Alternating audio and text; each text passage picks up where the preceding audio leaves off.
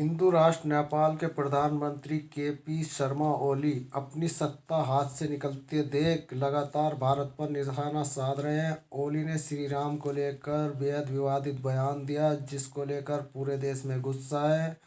नमस्कार दोस्तों, मैं यूएस खान। जैसे कि आप जानते हैं कि इस वक्त नेपाल के प्रधानमंत्री ओली शर्मा चीन की गोद में बैठकर उसकी फैक्ट्री से निकली गोलियां हिंदुस्तान के प्रधानमंत्री से लेकर हिंदुस्तान के भगवान राम तक पर साध रहे हैं। तो दोस्तों, आज की जो लेटेस्ट न्यूज़ है ये नई दिल्ली से हमारे पास आई है। नेपाल के प्रधानमंत्री के.पी. ओली शर्मा अपनी सत्ता हाथ से निकलकर देख अब लगातार भारत पर निशाना साध रहे हैं।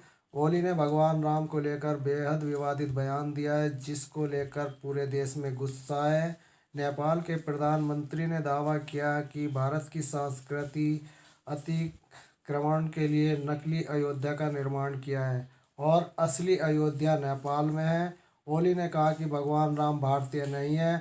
ओली ने यह भी कहा कि असली अयोध्या भारत में नहीं, नेपाल के वीरगंज में है।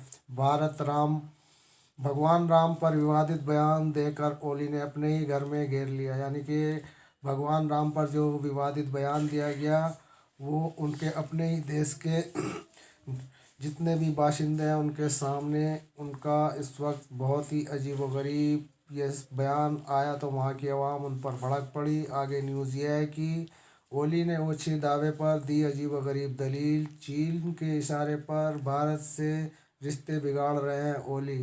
अब भारत विरोधी इस कदर बह गए, कह दिया कि भगवान श्री राम भारतीय नहीं है। नेपाली कवि भानुभक्त आचार्य की 206वीं जयंती पर प्रधानमंत्री निवास में हुई कार्यक्रम में ओली ने कहा कि भारत में नेपाल पर सांस्कृतिक रूप से अत्याचार किया है। ओली ने अपने इस ओछे दावे पर अजीबोगरीब दलील देते हुए कहा कि जब संचार का कोई तरीका नहीं था तो भगवान राम सीता से विवाह करने जनकपुर कैसे आए। उन्होंने कहा कि नेपाल ने भारत की स्थित अयोध्या के राजकुमार को सीता नहीं दी, बल्कि नेपाल के अयोध्या के राजकुमार को सीता सौंपी थी।